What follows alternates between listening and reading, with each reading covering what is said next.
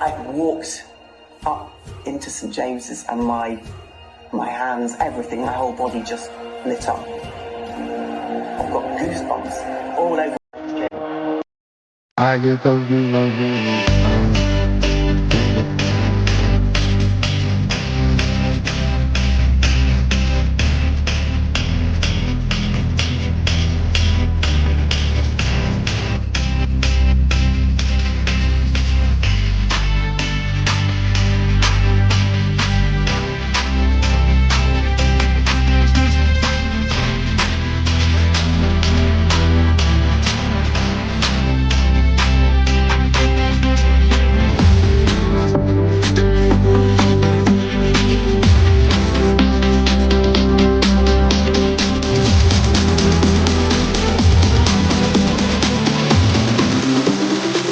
I get those goosebumps every time you come around, yeah. You ease my mind, you make everything so fine.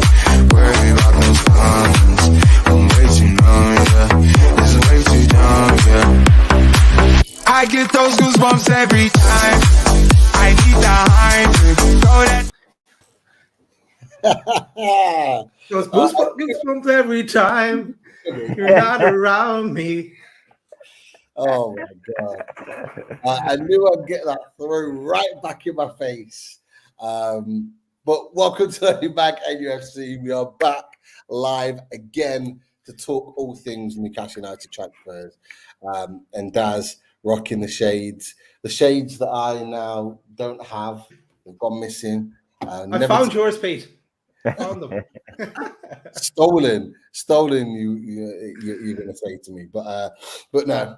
All jokes aside, we're back again. We're back again because there is more Newcastle United transfer news to talk about, and it will continue to roll on, and it has done today. But first of all, Daz, Chris, how are you? How's things? Have you managed to take a breath yet?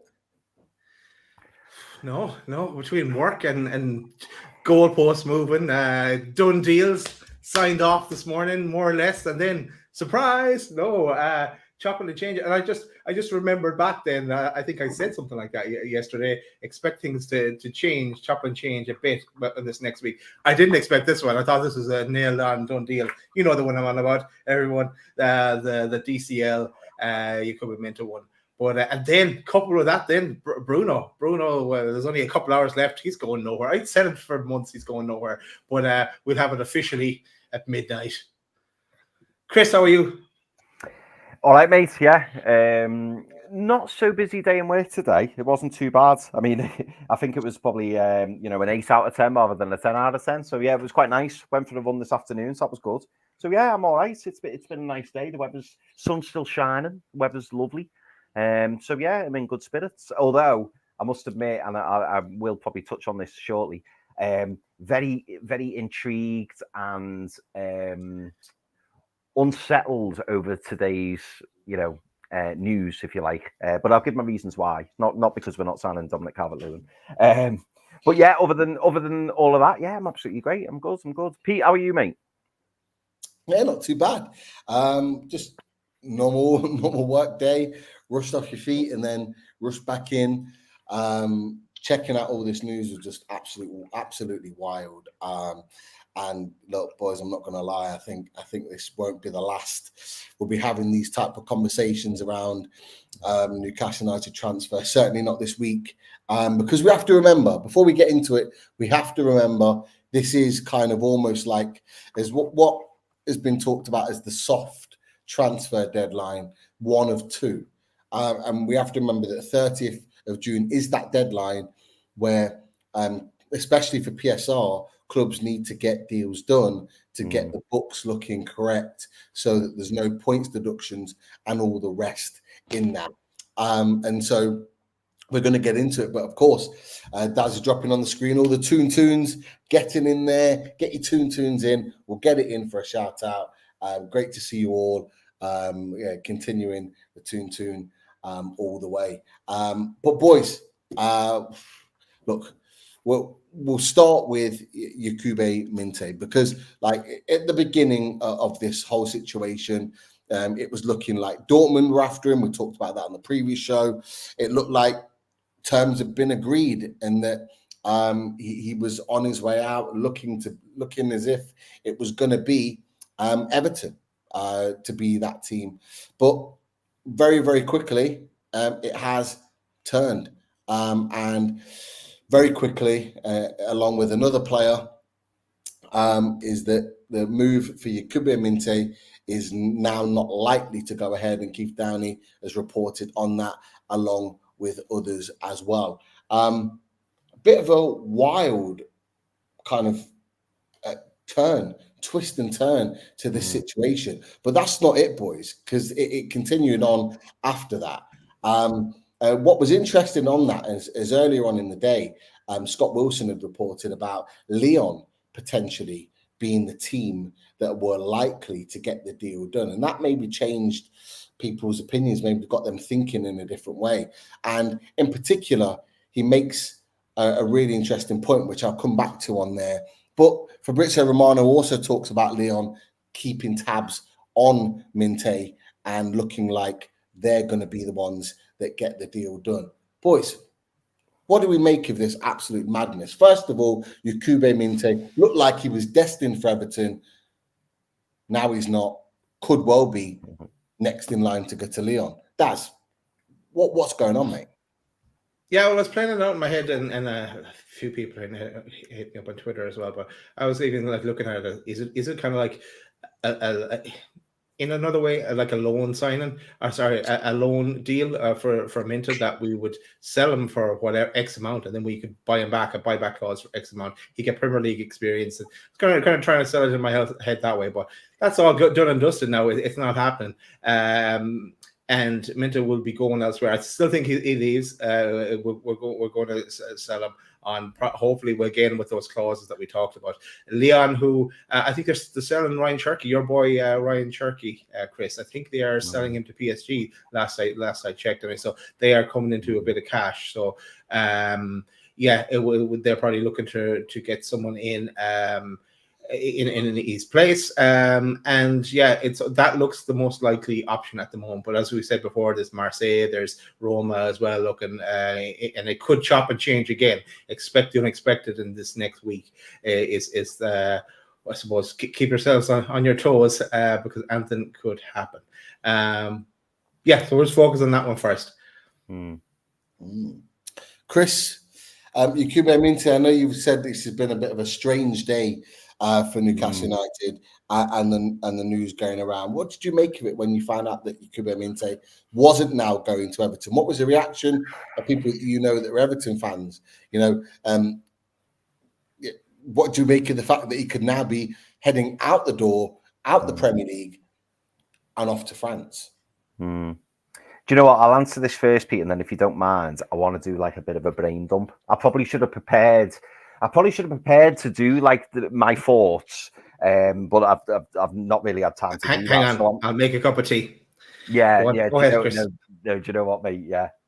To answer the first question, the fact that Yankuba Minteh isn't going to Everton, I'm pleased about that. I am pleased about that. I always had concerns over him being sold to a fellow Premier League club and him being a success. On the other hand, you could also look at it and go, it would have been funny if he was a bit of a flop and, Everton had spent a hell of a lot of money on him and he was never going to reach the levels that people expect him to. So I suppose I'd rather him go abroad and if he is to leave. And, if he's a success at Lyon, Marseille, whoever it is, good luck to him kind of thing. I still believe that Yankuba Minteh will leave. Because I think if these PSR rumours are true and Newcastle need to balance the books before the Sunday June transfer deadline, it wouldn't surprise me if Yankuba Minteh was the one that made way, unless of course there's other deals on the horizon. But yeah, in terms of him going to Everton, I'm quite settled about that. To do my brain dump, and this is what's been going through my head, and I'm sorry if I've go off on a tangent, but I'm interested to hear what people in the chat think, or if they think I'm talking rubbish or whatever. And I've already spoken to you boys about this, so I've got like a million and one things flying through my head this afternoon. I caught up on our chat, and from first thing this morning, it was like, Yankuba Minteh, terms agreed with Everton, looks like the deal's going to happen. Dominic Calvert-Lewin, it's not it's not formalised yet, but it's certainly looking that way. And then within 7 hours, roughly 7 hours, the whole tables had turned. You know, Sky Sports News are reporting that Dominic Calvert-Lewin's no longer of an interest to Newcastle. The deal's off. Yankuba Minteh is now seemingly looking like he's going to go to Lyon. And it just got me thinking over the last few hours. And I've just been sitting here and I've been thinking, something's happened. Something's happened in the last few hours, in my opinion, or, you know, earlier on today. Something has happened which has kind of put the brakes on. It's stalled things. Because all of a sudden it's looking like we're going that way, and now we're seemingly going this way. And maybe it's me overthinking it. I don't know. But, you know, one of the things that's in my mind is we've heard from the start when, you know, the PIF came in, you know, that it was going to be a closed shop. We're not going to hear about transfers, you know, being bandied around and like it used to be. You know, it used to be a little bit of a circus, if we're being honest. You know, everything was very out in the open. People heard stuff. You heard rumours, and then, you know, you'd see the player in a hotel, or you'd see him walking, you know, by the big market, and you'd be like, oh, we're going to sign him, you know, kind of thing. Ava Benega was a good one, wasn't it? You know, you used to hear, oh, he's staying in this hotel, we're going to sign him, and, you know, famous rumours about that, and it never happened. Bas Dost was another one. But what got me was, like, we've not had confirmation that we're definitely going for Dominic Calvert-Lewin. We've never actually heard from the club, and that's to be expected. You know, you don't expect the club to come out and say, "Oh, we're definitely going for Dominic Calvert-Lewin. This is who we want." It would never happen in this day and age. It's not something that happens. But I just found it strange that all these rumours came out, and then all of a sudden Sky Sports come out and go, "Nope, deal's off, not happening. Yankuba Minteh's going to Lyon. Everything's, you know, this is now the direction that we're going in." And it just made me think: are these all just little stories that are getting dropped to distract? And it goes back to that word smokescreen. Is this all a distraction to try and get away from what we're actually doing? And maybe I'm overthinking it, boys. Maybe this is something, you know, that you know, I'm kind of making up in my own mind. But it's not like Newcastle, particularly since PIF came in and Amanda Ramirez. It's not like Newcastle to be so public. Like, this news today is totally thrown me. We know that Bruno's clause expires this evening, and I'm thinking, you know, was there a possibility that someone was going to activate that clause, and the club have put the brakes on and gone, whoa, we don't need to sell Minteh anymore. We don't need to buy Calvert-Lewin. Bruno's definitely staying. All these things are going through my head, and I don't know about you boys. I'd love to get your opinions on it.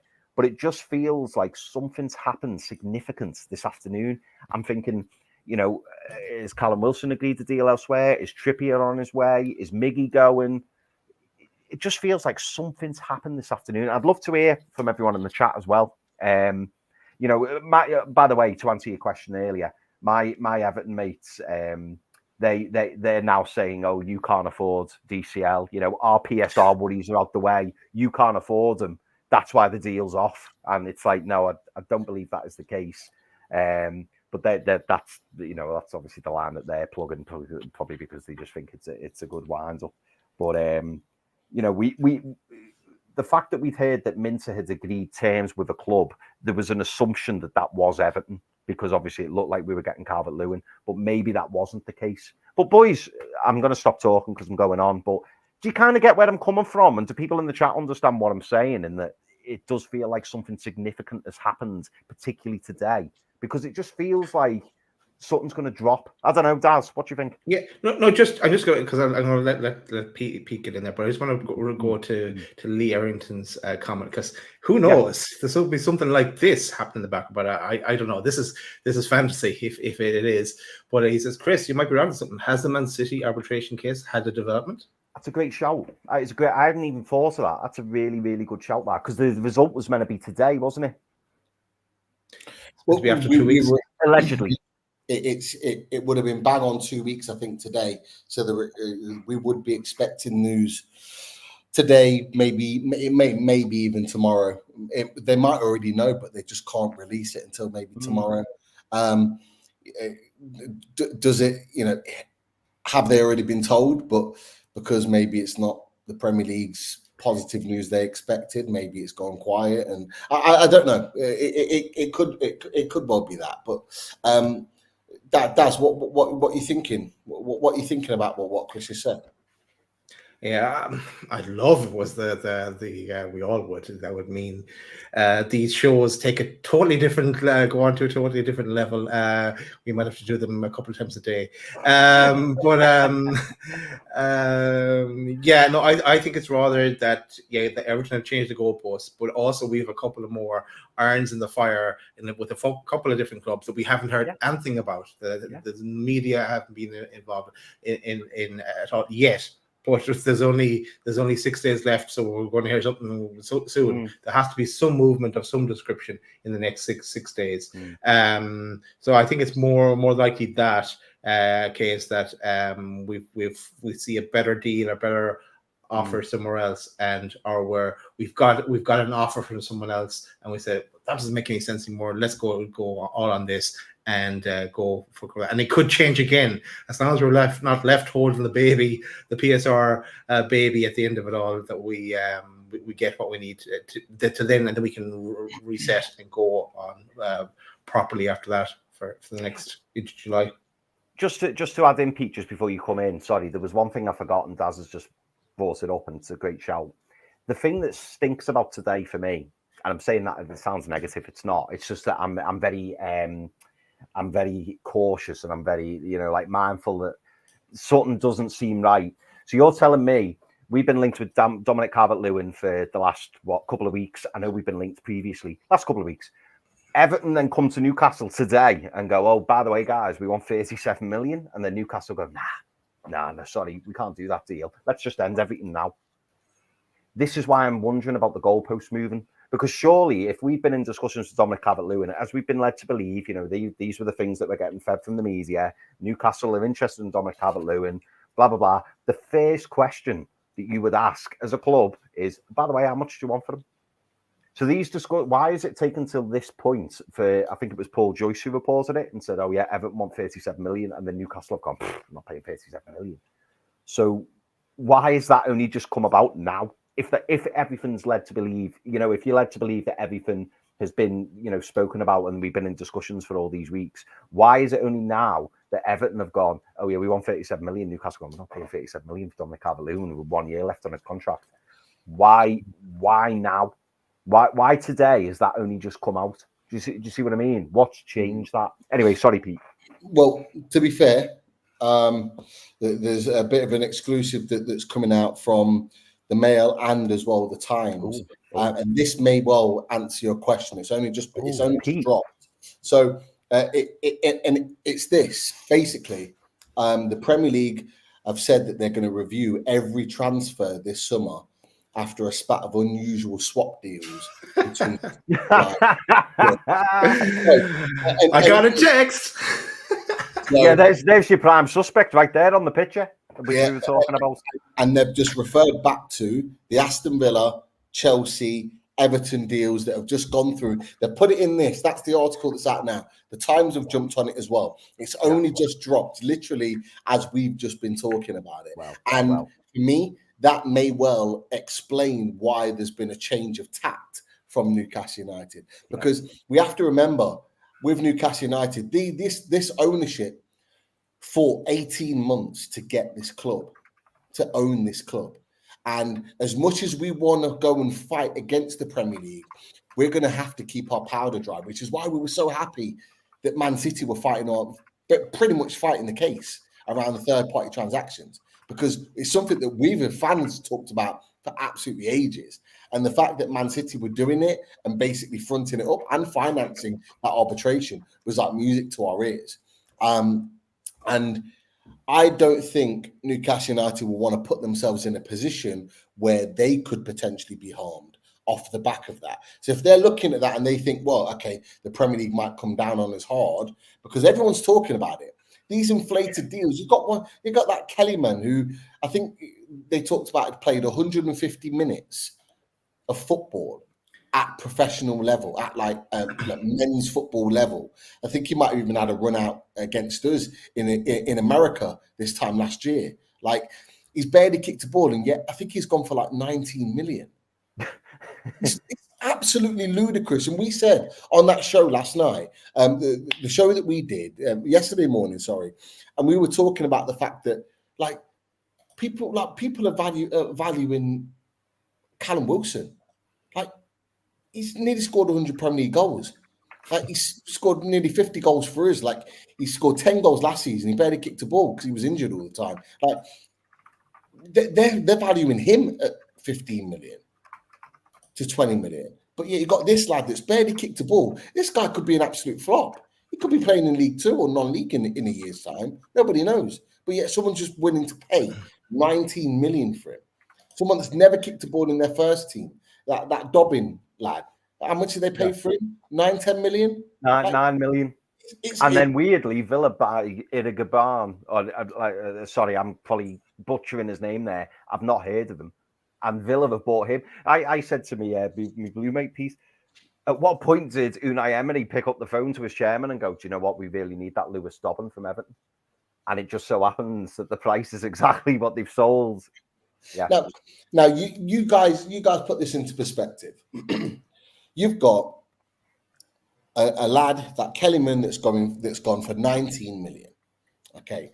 But there are people that are arguing that Yankuba Minteh, who's played in the Champions League, 19 years old, similar age, played in the Champions League, got 10 goals, 5 assists in Dutch football for Feyenoord last season. Won a trophy. And they're talking about him for 20 million? I'm sorry. If you're going to sell Kellyman for 19 million, and you're going to, in the Premier League, going to throw out that fair market value, all the rest of it, Newcastle United can quite easily value him at 40 million. Yeah, he's double the player of Kellyman, and it kind of leads in quite nicely, actually. Just for a second before you come in, Daz, it actually feeds in quite nicely to this. And I tweeted out earlier, and we've touched on this before, but we'll go back to it again. Scott Wilson of the Northern Echo wrote a really good piece this morning before all this broke out, about the fact that he was adamant at that point, and he wrote about it, that Lyon were the more likely to get this deal done. And it was because of this. And he actually says it in his piece. He talks about the fact that Lyon view Minteh as an attractive long-term investment and are willing to go very close to Newcastle's current asking price of 40 million. Okay? And so to answer your question, potentially, Chris, why has this all come to a head? It could well be because Everton have turned around and gone, well, we're only going to give you so much for him. And Newcastle have gone, that's nowhere near enough. That might not even cover our PSR. And so they might have turned around and gone, you know what? Nah, forget that. We can go and get better money elsewhere. We have to remember in all of this, what happens this week is not about who we bring in. It's about who we get gone. And we have to remember that. So the Dominic Calvert-Lewin, in my opinion, and we're going to talk about that in a second, is collateral damage from the Yankuba Minteh deal, because that's the one we need to get out the door. We need to move him on. As much as we don't want that to happen, and we talked about that, we covered it in the show yesterday, as much as fans don't want that to happen, we need to, because we need to cover PSR by the 30th of June. We need to, and it's been rumoured around the 20 million mark, could be a little bit more, could be a little bit less. We need to recoup that amount of money to have us set for PSR. Pete, is the 37 million, is that, and again, this is all, this is all just chat. Obviously, we don't know. None of us know the answers. Is that, I wonder if that 37 million that Everton have asked for Dominic Calvert-Lewin, is that the figure that we've asked, or we've been told by Lyon that they're going to pay for Minteh? Because he said it was close to 40 million. And if we're getting 37 million for Yankuba Minteh, Lyon willing to pay 37 million, and that's where Everton have gone, well, in that case, we value Dominic Calvert-Lewin at 37 million, so we'll do the swap, 37 for Calvert-Lewin, 37 for Minteh. And then at that point, it's just broke down, because we've gone, we're not paying 37 million for Dominic Calvert-Lewin. Thanks, but no thanks. Is that a possibility? Absolutely. Dominic Calvert-Lewin is not worth 37 million. We've spoke about Dominic Calvert-Lewin before. Yes, right. And we spoke about it when the link initially came about. And what did we say? 1 year left on his deal? 15, 20 million, tops. He is not worth any more than that. For as much as people can big up that he could bring something to this team, and for whatever reason, he is not worth more than 20 million. So for 37, having a laugh. And this is what Chelsea and Everton and Villa have been doing. They've been kind of like comparing their prices of who they're selling to kind of make it sort of match up. It's creative accounting. Yeah, it's just it's balancing the books, and they don't care what it is. They could be selling, they'd be handing over a stapler to each other, backing over. It doesn't matter. They don't actually care about the players involved. In some cases, but bringing back to the breaking news story there that you had. So are you telling me that the Premier League are going to go after Chelsea, Aston Villa, and Everton? They're the ones that have done that trading between them. So and I don't think that scares Newcastle off, trade because it's not written in the rules that you can't do that. There's a loophole that will allow you to do that today. That's why it was a viable option. So I don't think that's what's turned Newcastle off this deal today that broke down. I think it's something else other than that. For me, could well be. It was only because that broke, and literally as we were talking about it, and kind of Chris asked the question, like, what's made the change? I mean, for me, before that had broken, and we'd kind of brought that to the conversation. For me, the reason why I think the change is because Newcastle are looking at this situation. They're thinking 37 million for Yankuba Minteh. Have that, love it, and then they're going. And I think Everton have gone, well, if we're going to buy him for 37 million, you need to buy somebody else for 37 million. And this is what it is. Like Daz just said, creative accounting. Effectively, the money means nothing. It means absolutely nothing. It's just a number. It's just a number to help balance the books.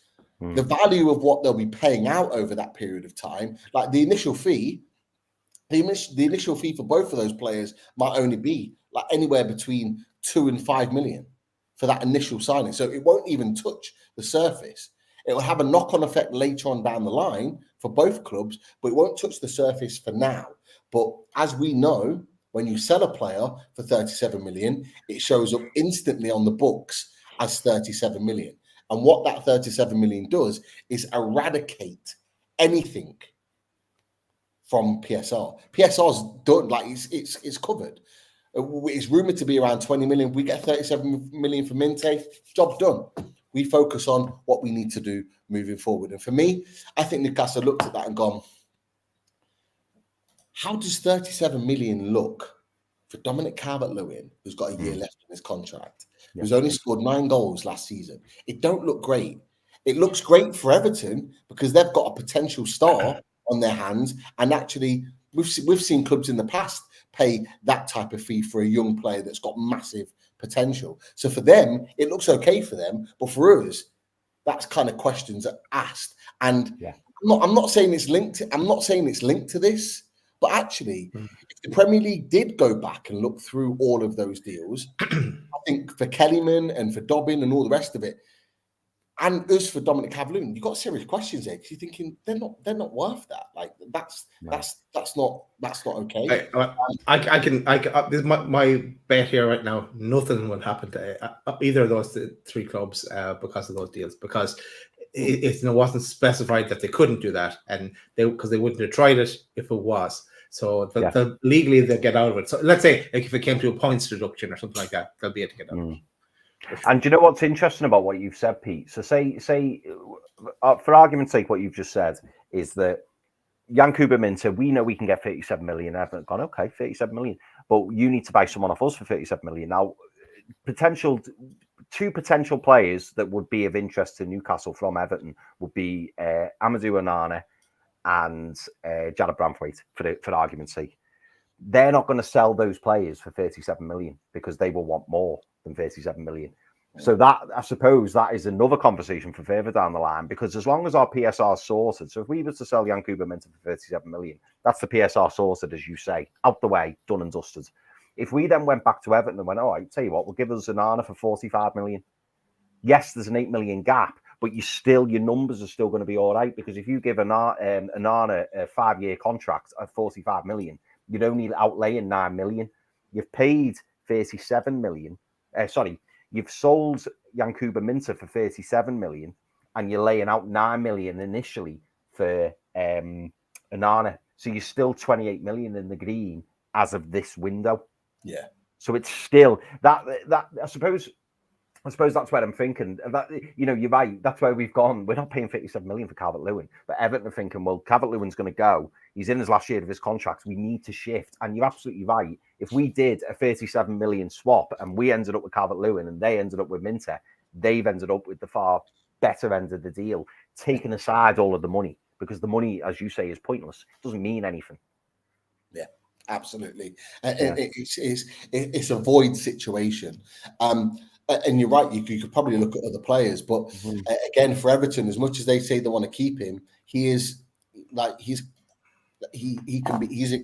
expendable. Like, you can get rid of him. You can, because he's got a year left on his contract. It's very clear from the reports that have been coming out that he'd love to come to Newcastle. So he'd be happy to leave there. And I think Everton are aware of that, because I think in the reports they tried to get him to sign a new deal. And it hasn't been forthcoming, I think, because he's holding out for a move. And I get it. I completely understand that, for the reasons that we said yesterday. He'd want to be fighting at the top end of the table rather than fighting at the bottom or relegation every season. It makes sense. But so then we're looking at this situation where we're looking at a swap deal where actually financially it doesn't benefit us. We're going to have to be paying this outlay of 37 million because it's going to be paid over a period of time. And we're looking at, actually, this don't suit us. However, you've got Leon that are going, we'll get closer to that. We'll pay that. We want him. And then you're looking at this situation, you're thinking, okay, you're selling him abroad. So Newcastle fans aren't having to watch him every week, potentially score against you. And you know what Newcastle fans are like when ex-players or players that you really want do that, you don't like it. And then on top of that, you're looking at the situation and you're thinking, going to a team like Lyon, could there be a buyback clause? That's a good couple of years. In my opinion, in a better league. So he's making a step up from the Dutch league to the French league. He's making a step up to a high level. He improves. Could you then buy him back and go, right, we're finances are right in there to be bringing him back. It's ready. In a couple of years' time, whose contract finishes in a couple of years' time? Someone like Jacob Murphy, potentially coming towards the end of his contract. He moves on.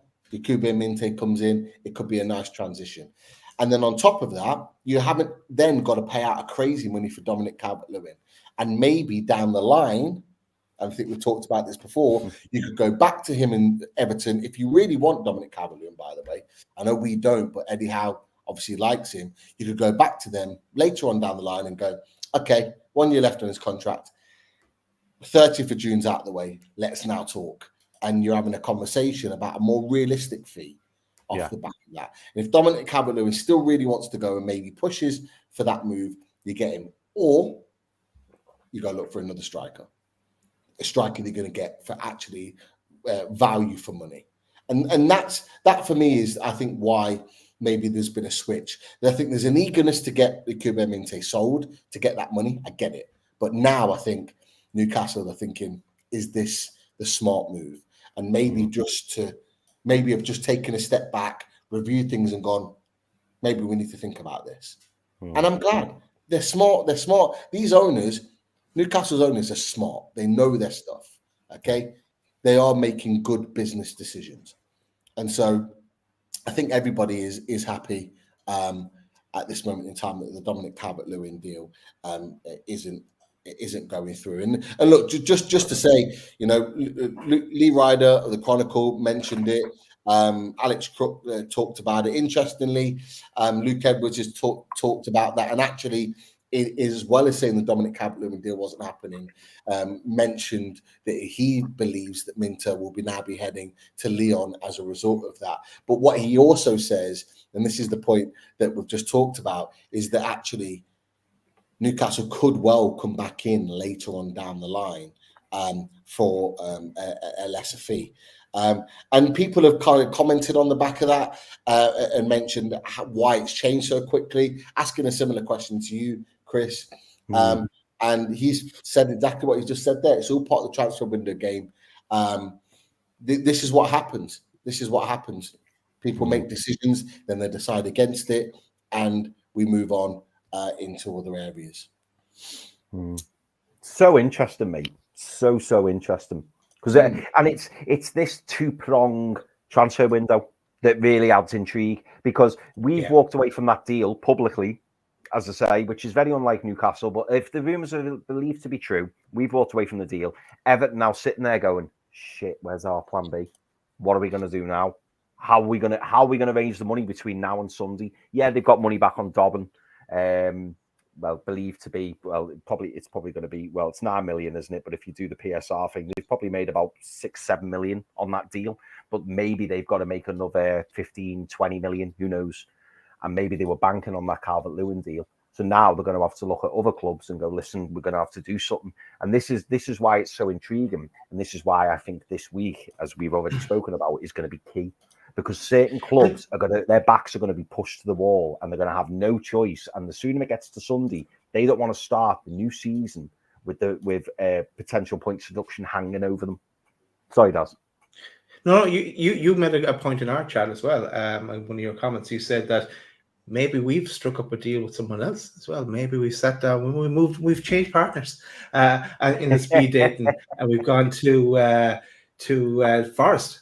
And again, this is fancy land, so we can say Morgan gets white, and we're trying to cook up a deal there for that one instead. Who knows?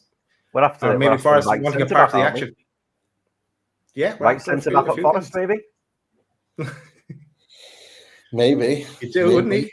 Well, yeah, but the argument will be around Max Kilman as well, because he's left-footed. So there'll be that argument, because there was where Max Kilman was linked. Oh, but he's left-footed. Yeah, but he can play right centre back. Yeah. Oh, but he's left-footed. There'll be the same conversation with Bruno. But as you say, Morgan Gibbs-White could be a great one. And who's to there you go? Who's to say that Longstaff might not be thrown into a deal between now and the end of the week? Longstaff was rumoured to be moving. The Wolves fighting back. I love it. A little dad in the house. Hey, lads aren't having it. Love it. Little Dan, lurking in the long grass there. We might not be able to afford Max Kilman, but we can afford Pedro Neto. Let's not talk about Ryan Aït-Nouri. There'll be a breakdown from Little Dan if we plucked him out of the air. But we've already got our left back. We've already got Lloyd Kelly in, and we're definitely happy with that. That's for sure. Look, just a slight break before we kind of change the topic, because there's other news that's happened today as well. We've got nearly 700 in the chat, a mix between YouTube and Twitter. But have you all clicked the like, people? If you haven't, make sure you click the like. Feel free to transfer over to YouTube and click the like as well. Give us a little bit of support. It's a great chat. It's a great conversation that we're having around all Newcastle United topics, and we love the fact that people on Twitter, people on YouTube are jumping in, getting their comments in the chat, getting their questions in. We have marked the questions, by the way. We can see them marked. We're going to come back to those marked questions. Whether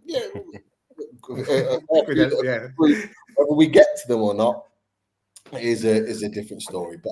But yeah, we'll definitely be looking at some of the questions and getting those answered. And as well as that, don't think we haven't forgot about some of the super chats. We will come to that as it links to the topic later on down the line. Now, obviously, we talked about strikers. We talked about Dominic Calvert-Lewin potentially coming in, but there are stronger rumours that are kicking in that one of our strikers is looking more and more likely to leave the club. Now, we did have before the other day, yesterday, in fact, that West Ham had inquired about Callum Wilson.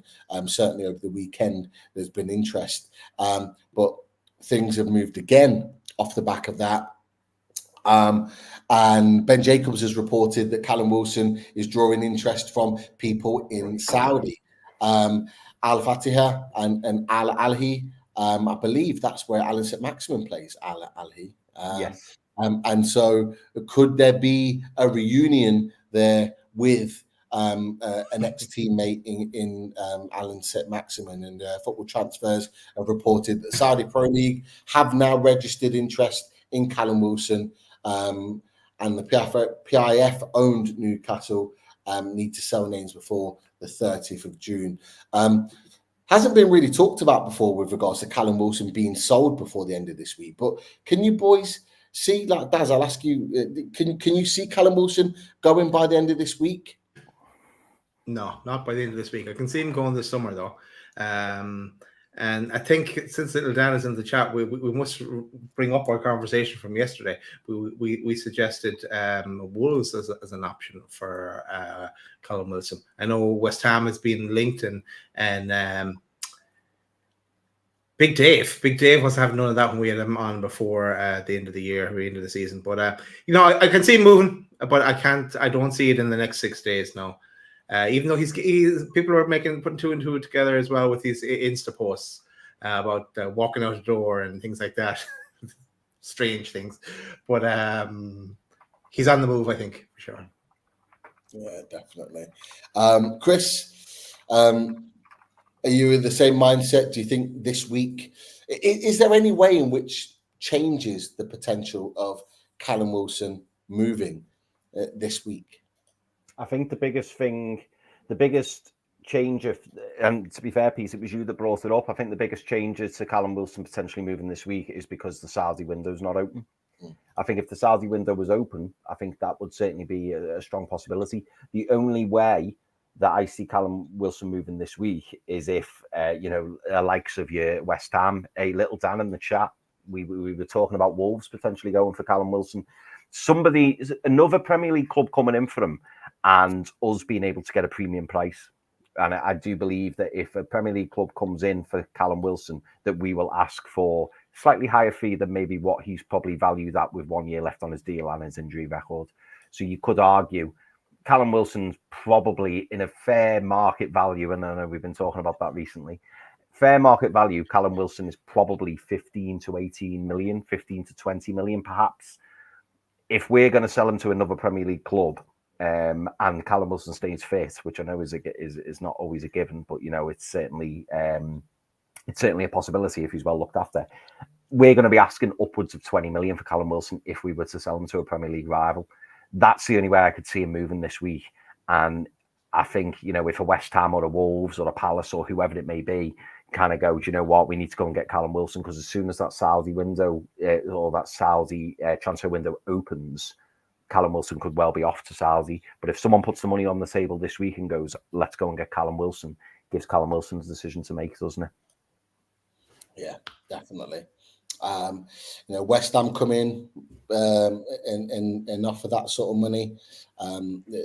I think that deal gets done very, very quickly. You mentioned it about Saudi.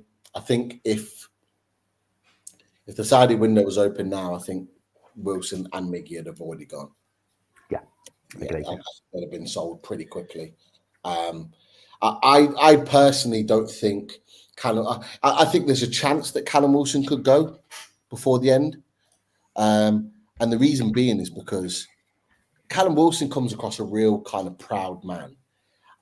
For someone that probably knows his future at Newcastle United is over, to then come back on the 1st of July for pre-season, I don't think it'd be really, really interesting to see his reaction and how he kind of responds. I know he's a professional, probably get his head down, but normally he's very happy-go-lucky, very kind of like bubbly type character. But it'd be interesting to see how he kind of responds. Because, look, everyone's talking about it. Everyone knows that he's likely to leave the club. And I don't know if he'd want to be wanting to walk through the doors on the 1st of July for pre-season, knowing that probably not going to be playing at the club next season. He probably won't even make maybe the start of the season. I know it's not necessarily up to him whether he even is allowed to come back, whether they agree that he kind of just stays away until the deal's done. I don't know.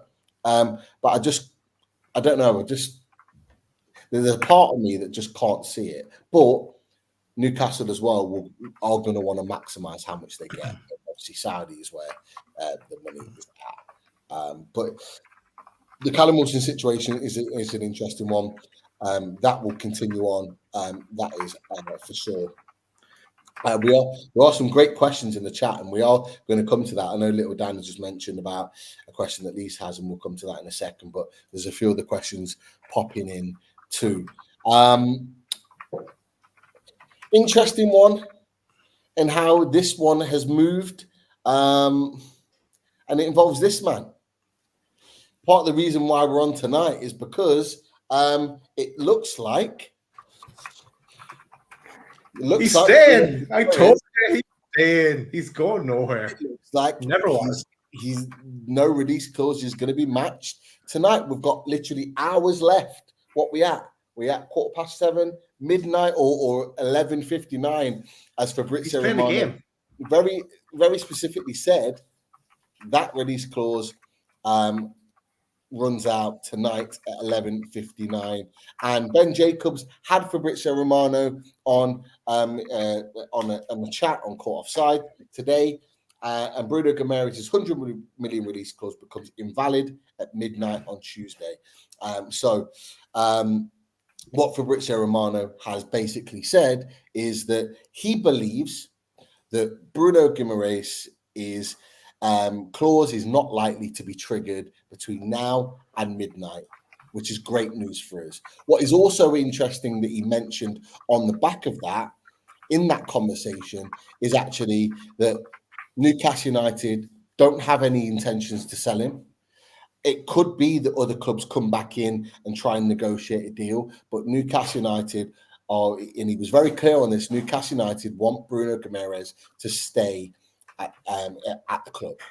And what was also mentioned as well is that Bruno Guimarães has made it clear to any interested teams that he hasn't really been keen to negotiate with any of these clubs. So when you've heard Arsenal accounts, when you've heard Man City accounts saying, oh yeah, he wants in, the fees were agreed apparently, or wages were agreed, none of that has been the case. And he has not encouraged any negotiations. Boys, Bruno staying potentially another year. What do you make of that? New news, but it's old news to me because he was never going anywhere. Unless it was like a Real Madrid or something like that, he wasn't going anywhere. He's happy at Newcastle. He's going to give us one more season. If we get into the Champions League, he stays longer. If we don't get into the Champions League, I think he moves on. And I'd wish him all the best if he did, because he deserves to be in the Champions League. And if we can't get, if him included and the rest of them can't get us into the Champions League, then he should be allowed to move on. So one more season to get us back there, and delighted he's staying with us because he's the heart and soul of Newcastle, and looking forward to what he can do next season for us. Chris, Bruno staying. Are you worried? And I didn't ask this to Daz, but like Daz, feel free to jump in on this as well. Are you worried? So from midnight, Newcastle United hold the cards. They can negotiate and decide what fee, if at all, Bruno Guimarães to potentially leave. Are you worried that after this clause at midnight that Bruno Guimarães is going to leave between now and the end of August? You know what? It's weird. Anyone who doesn't know us would think that me and you had just had a conversation about that, because of that. I was gonna come with the devil's advocate question. We need to get like a big doom button, because as you were talking to Daz, I was thinking the exact same thing. Because today, all my mates, all they've been going on about is, 100 million clauses over. That means he's going for less. And I was going to ask you boys this. We're all delighted. There you go. We're all delighted that Bruno is not leaving. And by the way, just to answer the question, yeah, I'm absolutely delighted. We've never wanted Bruno to leave, and I'm made up that he's staying. I believe he's staying regardless. But we're looking at it from a Newcastle perspective with our black and white glasses on, and we're going, oh yeah, that means that we're going to say Bruno Oh, you want to buy Bruno? 150 million. That's the price because the clause is gone. Other people are saying it. Yeah, no, yeah. That is, other people are saying it. You need to, sorry, Chris, you need to put that in your chat later on. Yeah. I will. Do you know what? Clip that bit. Screenshot. Great stuff, David H. You'll love that. My other mates are saying to me, from a Liverpool and Everton perspective, they're going to me, yeah, well, all that means is the 100 million fee is going to drop. So clubs are going to come in and go, we'll pay you 80 million for Bruno. We'll pay you 85 million for Bruno. We'll pay you 90 million for Bruno. We're looking at it and going, well, we want at least 100 million. He's worth more than that. Are we failing to look in our blind spot? And are we and just, obviously tell me, if you think that I'm overthinking this, but they're saying it they're looking at it from their angle and they're going, oh, that means he's going to go for less than 100 million. Because normally with a release clause, you put it at the max, don't you? And then obviously once the release clause expires, we're thinking, oh, well, that means we're going to ask for 120, 130, 150, 180, whatever. They're looking at it and thinking, well, as soon as 100 million's gone, we can now start coming in with lower offers and maybe Newcastle will be forced to consider it. Is that a concern, boys? Go on, Daz. No. So sorry, I tuned out a bit. So you're asking is do you think the club will accept less than 100 million? Basically, yeah. Not a hope in hell. Not a hope in hell. Why would they? They'd be dumb to do that, and we wouldn't be long about telling them so. But it's not going to happen. Bruno, Bruno's here next season. Especially when it hits 12 o'clock tonight. Bruno is here next season. So don't even think about anything else. I agree with that. There's no way in my mind that Newcastle United are selling Bruno for less than 100 million. There is no way. Like Bruno Guimarães, for me, he's here next season. I've always felt it. I always felt this clause was key in Bruno Guimarães leaving the club. If someone was able to put 100 million down, he goes. But I think this is part of why Newcastle United did it. I think they were so smart. It's all mind game, innit? Yeah. They don't want to lose Bruno Guimarães. Yeah. They don't want to lose him.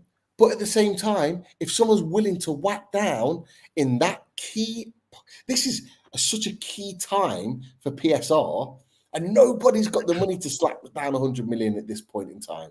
You go back to the Rice deal. The Rice deal was done in July. Why? It's because it would have affected Arsenal's PSR, the previous side of things. And so, for me, Bruno Guimarães isn't going anywhere. But if you're asking me, Bruno Guimarães to Newcastle United is worth more than 100 million. Yeah. Way more.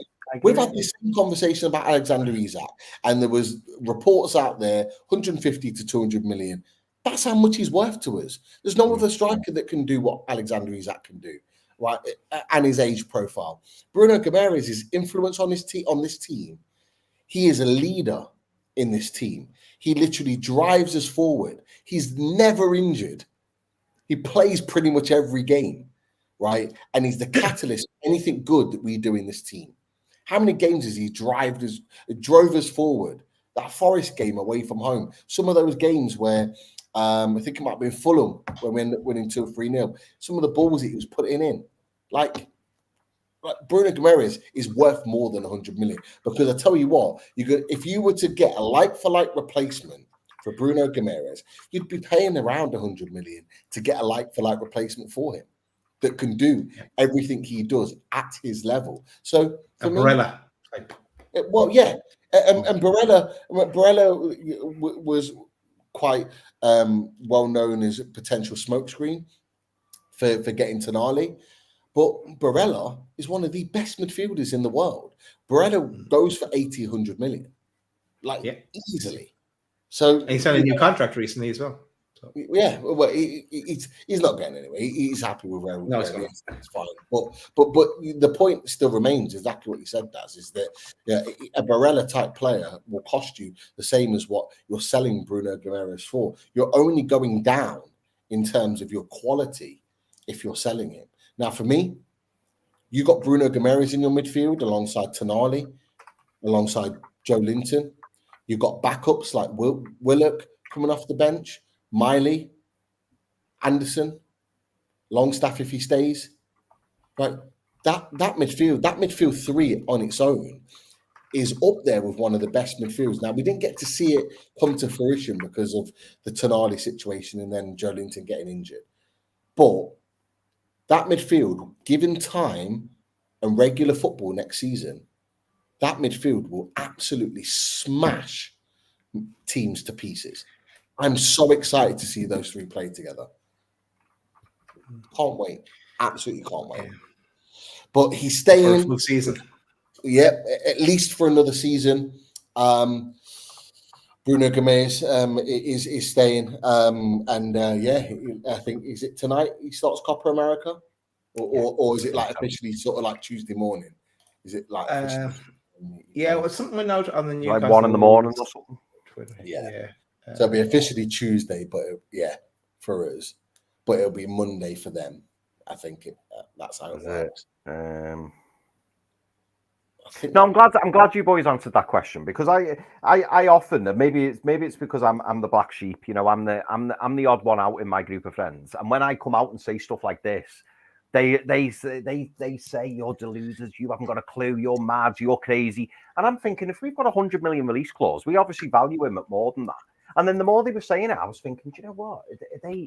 Have they got a point? Like, am I just not seeing this or whatever? So you boys saying that, and people in the chat, I'm pleased with that. I'm pleased. And like I say, I don't believe Bruno will go. And I think it would take an astronomical bid for us to even consider Bruno going. But the clause that was put in for 100 million, the timing of it, as Pete said, is perfect. And it's very much a game of poker. And it kind of says to other clubs, well, yeah, you show us the money, and you can talk to Bruno. And even then, it's about getting Bruno to agree to go. And like we've said before, boys, there's probably, for me, there's only 2 or 3 clubs who I think Bruno would genuinely be interested in moving to. Yeah, 100%. And it was interesting. 2 o'clock in the morning, Pete. The Brazil game, 2 o'clock in the morning. So officially for them, it's Monday night. But that's how. You know how he walked on with the Brazilian jersey after Pele passing away? Maybe he'd walk on with the Newcastle jersey before the Brazil game. That would be unreal. That would get tongues wagging. That would get tongues wagging for sure. Oh, Write it down. Yeah. There you go. But look, the positive is it'll be staying, and a few people have said in the chat about those 3, should I say, Joelinton and Tonali either side of him, will cause a lot of havoc next season. And I go back to my point. I mentioned it a while ago. If he stays next season, I wouldn't be against giving him the armband. I genuinely wouldn't be against giving him the armband. He plays every game. He wears his heart on his sleeve. He can lead the team. If we're going to get another centre back, it might mean that Dan Burn doesn't play every week. Now that Kelly's going to be, in my opinion, our left back option that we're fighting for with Hall. I'd give him the armband. I'd make him like an integral part of everything that involves Newcastle United. That's for sure. Well, we've got a number of questions in there that I think we can potentially come to. But just before we do that, we've got 750, approaching 800 people watching the show. Massive thanks to you all for watching the show so far. And we're going to come to some questions now that have been asked from people in the chat. So if you are watching live and you're on socials, you're on Twitter, or X is what it's called now, or you're on YouTube and you're new to watching Loaded Mag NUFC, hit the like. Come and join us on YouTube and give us a subscribe. And one thing that we don't normally say, and we were talking about this, boys, the other day, hit the notification bell, because hitting the notification bell allows you to be notified when we have a show. So a show like this tonight that wasn't necessarily planned, and we just went, you know what?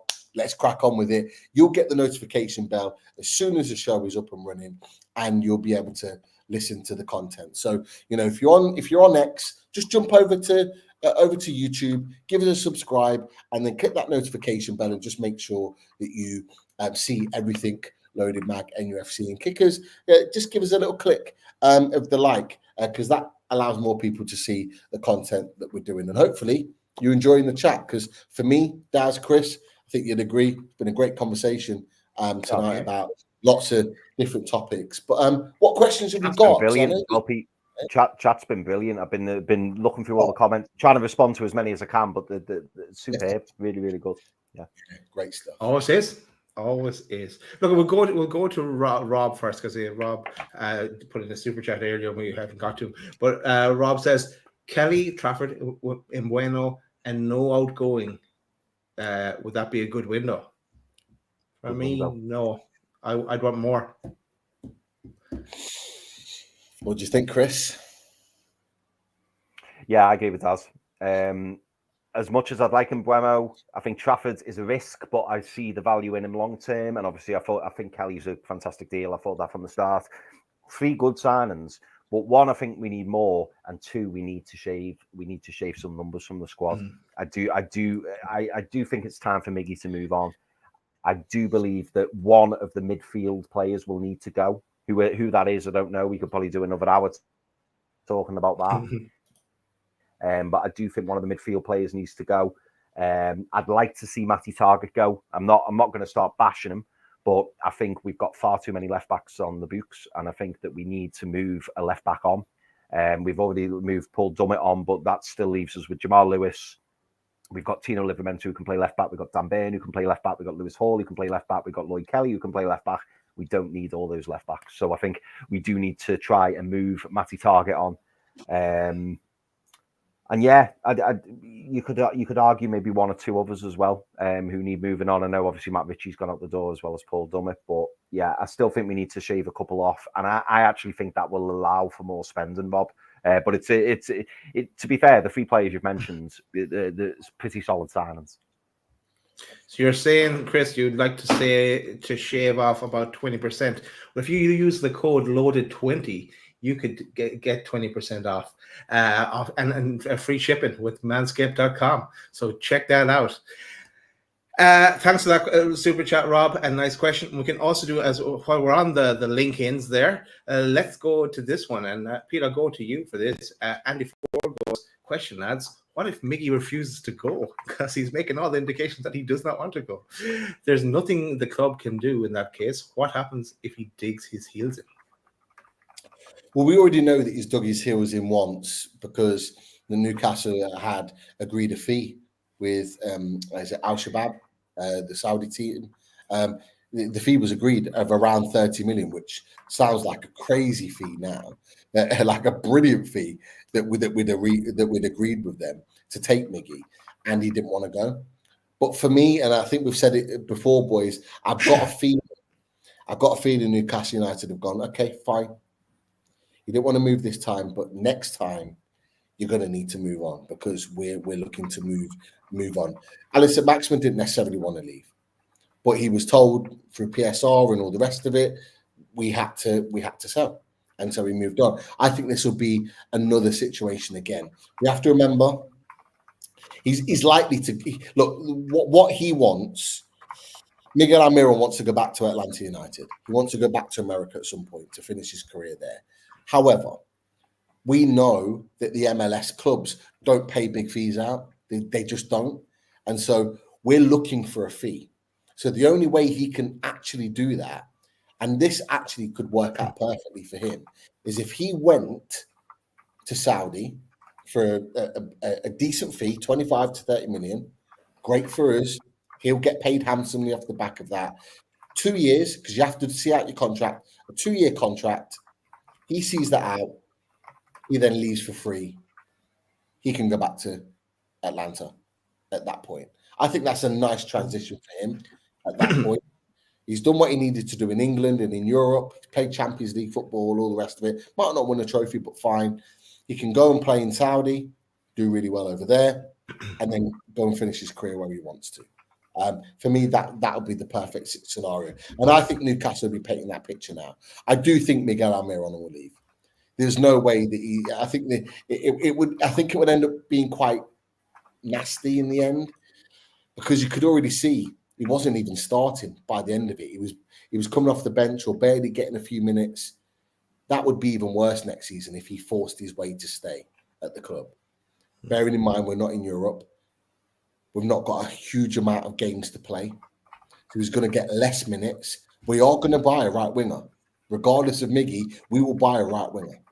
And with that, that will put him, in my opinion, third choice. Because I think they'll make a point of playing Murphy ahead of him to say, we asked you to leave, you didn't, so you're not going to get minutes. And they'll do it that way. Which is not nice. It's not nice. If it's time to move on, it's time to move on. Yeah. The other thing about MLS and Atlanta is I think they're selling Thiago Armada, that guy that we're all linked with as well. I think they're selling him. So maybe with their freeing up some money as well, maybe something could happen. But I don't see them spending that much to what we want from Miggy. I can't see that. He's being sold to the Eagle Group, which is basically the group where I think Crystal Palace are in that, alongside somebody else. I can't remember who. I think he's likely to go to. I think there's a chance he can go to Crystal Palace, but he might go to another team in another league. And I can't remember off the top of my head who it is. It's just gone blank. Yeah. So he does look like he is going to move to that group and one of those clubs. But yeah, I mean, him coming in would be great. But I don't know. He plays his best football as a number 10, and we don't really play with a number 10. Not him coming to Newcastle, but Atlanta getting some cash, and then they might use that cash to spend on Miggy. Right. That's okay. What's my thinking there? Yeah. Potentially. Yeah. We'll see how it plays out. Probably again a bit of fantasy there. I'll answer Jason Scott. No. The Chronicle are saying that the Saudi club will come in late for Bruno. Bruno is not going to Saudi at this stage of his career. He can have his pick of what league he plays in. He's not playing in the Saudi league. Maybe later on in his career, why not? But not now. How can they as well? If the window's not open, how can they? Yeah. Well. How much would they have to pay to get him out of Newcastle? If his release clause was 100 million and we're wanting more, that'd probably be the only way that they could get him out is to pay what? How much do you reckon Saudi would pay to get him out of Newcastle? 250 million. That's how much we would want. How much would they? Hey, that's creative accounting there as well. Oh, yeah. We'd be set for a very long time with that fee, mate. That's for sure. We could loan it back. We could go to Chelsea spending spree with that type of money. But like it wasn't. Was it last summer, right before the end of the window, that Saudi were willing to pay 150 million for Salah? So what do you think? No, I think it wasn't at 200. No, could have, yeah. Yeah, well, Bruno's age, Champions League football this season, plenty of years left on his contract. I think, and with the 100 million clause now expiring, if we're looking at it from the other point of view, I think it'd have to be at least 140. It'd have to be. Yeah, definitely. Chancellor Craig Lee, Ryan Cherky's going to PSG, and that's what's given Leon some cash to put towards Minteh. So I don't think that's will be in the mix for Cherky. He also asked Chris, "Are you good at the old toffee connections or transactions are falling down?"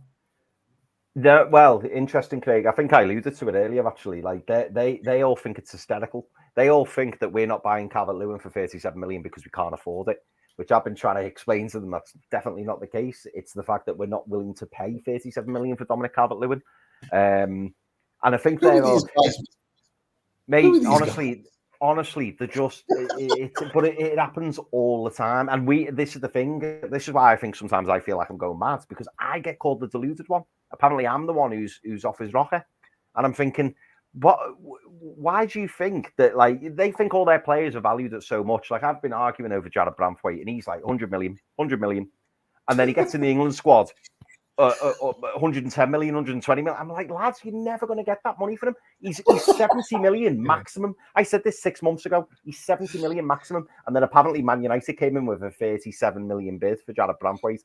And I was just rolling. Oh, sorry, not 37, 35 it was. And I was just rolling around laughing. I was like, less than DCL. Yeah. Yeah, it's just like, but he just doesn't see it. He doesn't see it. And he's like, oh, Everton wants 70 million. And then he's all made up going, Everton wants 70 million for Jared Branthwaite. I'm like, well, that's considerably less than the 100 million that you were saying he was worth. And funnily enough, didn't I say he was 70 million? And he was like, oh, fuck off. Mate, they drive me mad. They drive me mad, honestly. But apparently we're the deluded ones. You come on here to hear a bit of sense, common sense. Go to I think it's Ethan for FX Pro. He asked the question. Thanks for the super chat. Actually, thank you, mate. FX Pro. Minteh to Leon, yes or no? Or is there another twist? Ethan, don't, mate. Don't. Oh, you're joking. Another one? I can't cope. I can't cope. I can't cope for this. Love it. It's a great show. It's a great show. It is. Do you know what, Ethan? And again, we're talking about deals being made public. Why has it been made so public that he's going to Leon? Like, you know, they're like, oh yeah, Leon in the driving seat. It's definitely Leon he's going to. Like, is it?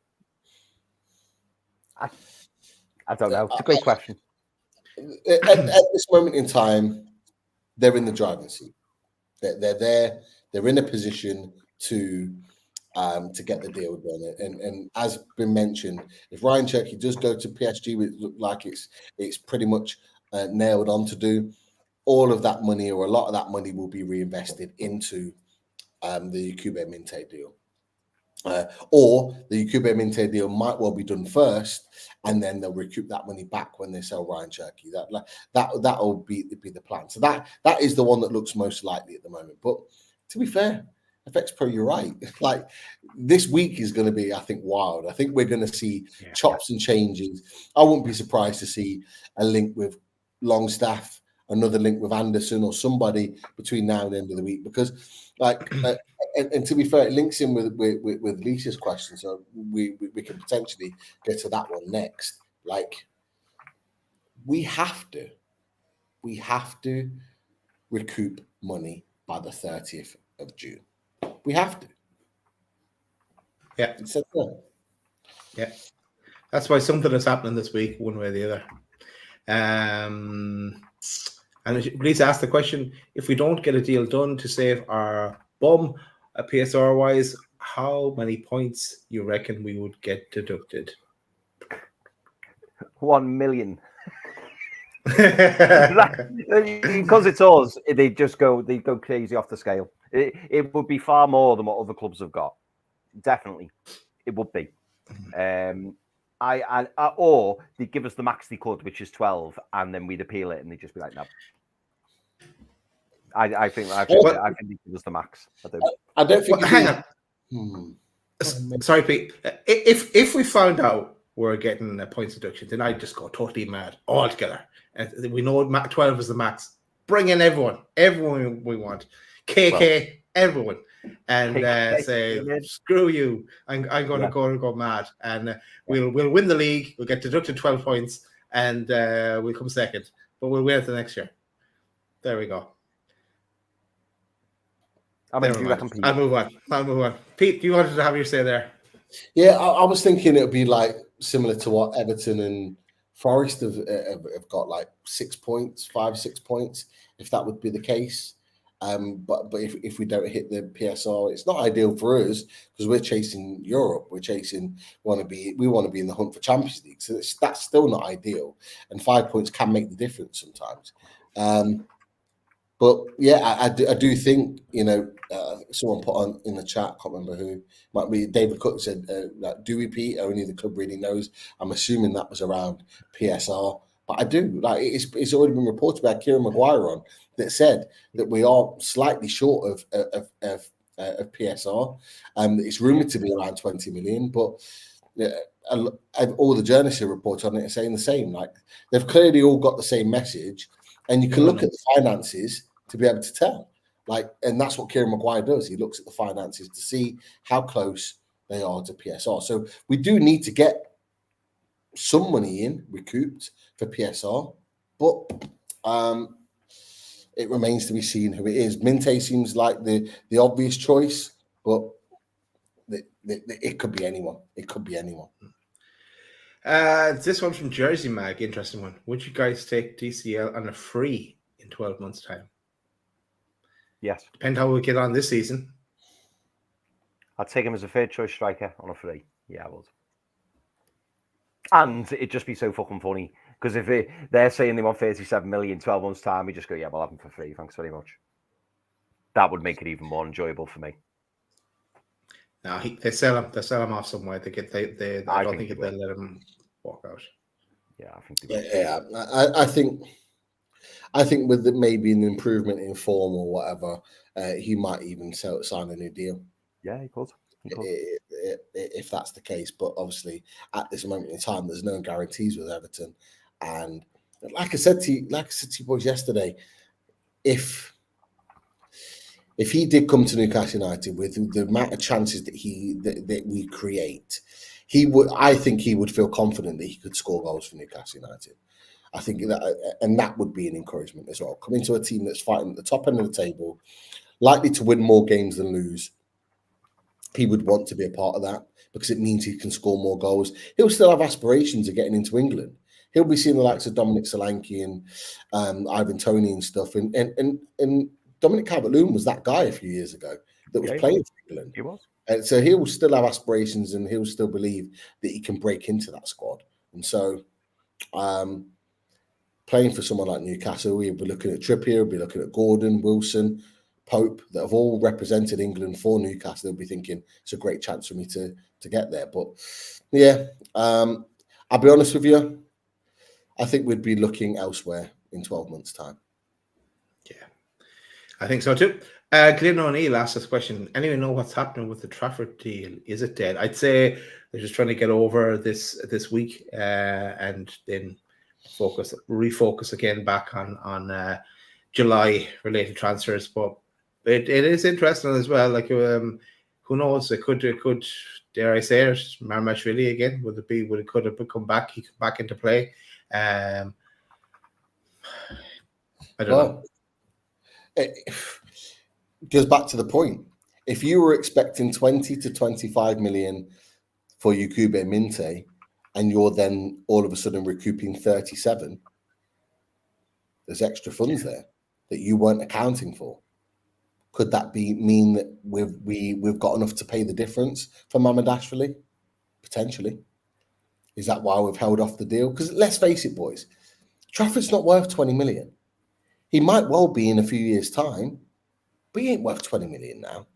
He just got relegated with Burnley and was dropped for the last 10, 11 games of the season because of his performances. They can't sign him for 16 million and then turn around and go, actually, he's worth more now. They can't justify that. So I think Newcastle were absolutely right to go, right, we'll go in at 15, 16 million. That's what we're gonna offer. And then Burnley come around and say, well, we're only going to take 20. I think Newcastle are right to go, you know what, let's park that for a minute. We'll focus elsewhere. I think they're right to do it. They might go back. They might not. Right, we'll move on. Anyone that hasn't seen the show, do we still have the poster actually in the system? Yes, we do. The show that Pete did with Back of the Net, the Bournemouth fan channel. Go check that out if you have missed it. It's up. It's a 15-minute show. But Pete, you tell us about it. What's it about? Anyone that hasn't watched it. Well, yeah. I was with Sam in Nottingham. We met up with a few of the 12-man lads on Friday. Had a few drinks together and a bit of a catch up as we do. And me and Sam, because we were there, decided to do a little bit of filming to talk about Lloyd Kelly. We were going to get Sam on before, but for whatever reason, he was on holiday and times didn't match. So it was a perfect chance to record. He was around. I was there, and we had some questions, didn't we, as a channel about Lloyd Kelly that we wanted to ask. So we asked the questions to a man that knows him really well, that watches him every week and actually really admires him as a player. So we asked questions around, his position, where is he best fit for Newcastle, where would he best fit, his mentality, his professionalism, his temperament as a person, his background. We looked at in a little bit more detail. We asked him the question, is he England quality? Okay, and a question that a few people have mentioned, a few Bournemouth fans have mentioned, and as well as that, is it a good signing for Newcastle United? We asked him questions about his value. I think it was a great question from Chris, and question from Daz is who are we going for next from a Bournemouth perspective. But a great chat. Sam and the Back of the Net podcast. If you haven't seen them, give them a subscribe. They're a brilliant Bournemouth channel, and they will be back on Loaded Mag NUFC when we're doing match previews next season. So you'll be able to ask them questions directly as well. And I know I saw it flashing up on Twitter or something, but this one I have to watch myself now is they've done one where they do ask you all where you think your club will finish. So go check out Back of the Net and subscribe. I forgot we even did that. So it'll be really good. Yeah, I don't know. You probably have your glasses at that stage, Pete. I did. I've seen a little clip, but I did have my glasses. But yeah, I not anymore. I'd have to buy some new ones because they disappeared. Should we say? Let's say that rather than. But no. I'm going to go to this one from Les Stapler because I was watching this match last night, and there was a lot of worry about the Hungarian player Varga when he clashed with the Scottish goalkeeper. But I did hear that he was in a stable condition. I haven't heard much more today. Have you guys heard anything else? No, I've not heard. No, he's stable. He's in a stable condition. He's got multiple fractures of the face. So actually, when I was watching it, trying to watch it like I'd seen like a clip, and I was thinking, where's the contact? Because the goalkeeper gun comes out with the other hand to fist the ball, and so it didn't seem like there was any contact. But there was an image that was put out on socials, and basically, Gunn comes out to punch with his right hand, but it's almost, it must be like the elbow or shoulder, his left hand. Or shoulder, it connects with the face, and that's what connects. And obviously, he's clearly knocked out, and then he obviously lands awkwardly as well on his arm, and I think it wasn't nice to watch. No. Yeah, it really wasn't nice. But the positive thing is that he's stable. I think he's had surgery now on the multiple fractures of his face, and speedy recovery from his all. I think. Exactly. Sticking with the Euros, one for you boys from the crowd. He asks, will Gordon start for England in the next match? No. He should, but he won't. Yeah, same. I think they've already announced that, I think David Ornstein announced today that Trent is going to be dropped and Conor Gallagher's coming in for him, which was the sub anyway. So he's not made massive changes. No. Like, it's just, all he's doing is he's just switched them. Yeah, exactly. He's just switched them around. Like, this team needed a bit of a radical change. Like, it needed movement in terms of, for me, why not bring 62 goal contributions, Cole Palmer and Anthony Gordon on? Why don't you play both? Play Palmer on the right, Gordon on the left, and bring something different to the team. Give the rest of the team a kick up the backside to say, you're not playing well. Going to give these boys a try. And if those boys play well, they keep their spot. If they don't, it gives you other boys the opportunity to come back in and show what they're all about. I don't know. Speaking of the Euros, That's it. That's it for questions. We're going to leave it there. People want a game. Oh, Chris, what? Sorry to bump in, mate. I do apologise. On Loaded Mag, we always try and look after our viewers, and I've just had a quick look in the chat, and Craig Lee, loyal Loaded Ultra, he's been missing me SofaScore things. And Craig, in the background, mate, I thought this because it's you that asked. I thought I've got to sort Craig. Dedication. Craig says, if you're reading this chat, could you do a player comparison thing on Rice and Gallagher? And Craig, you asked, you get, mate. Okay. So, quick one for Craig. Declan Rice is in the green. So Conor Gallagher just short defensively, but everywhere else he pretty much matches him. So yeah, a little bit of a SofaScore teaser for everyone there. But yeah, that is Declan Rice matched up against Conor Gallagher. So Conor Gallagher's in the blue and Declan Rice is in the green. Now you do know, Chris, you've opened the floodgates. Every show, everyone's like, "Oh, could you compare this one? Compare this one?" Yeah. So yeah, a little bit of a comparison there. Maybe when we make our new signing, we can get it out there. We can start doing a few more. Definitely. Yeah, when they get through the door on that, then for sure. Maybe next time we should do Lloyd Kelly. Maybe next time do it against Dan Burn and players like that. Yeah, I'll do that. Because we didn't say this earlier, let's give a quick shout out to the Radiator Shed as well with the jingle.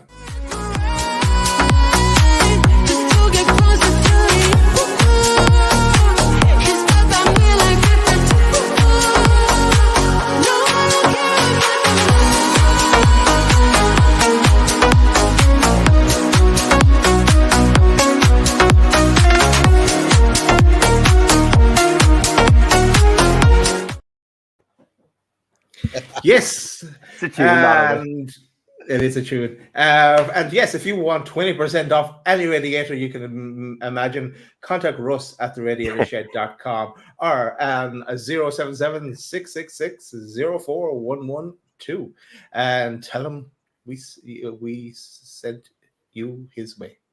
And that's lads before we round it up. No, look. Expect the unexpected, I would say, this week. It's going to be more madness.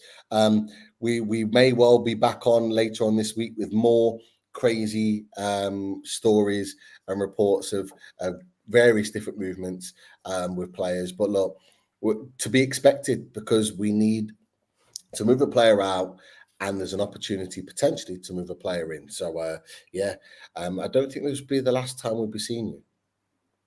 It sure is not. But I guess one thing I have to say, how did you like that? I think I can say good night to everyone now. Can't I this time? Yes. What time is it? Yes. Good night, everyone.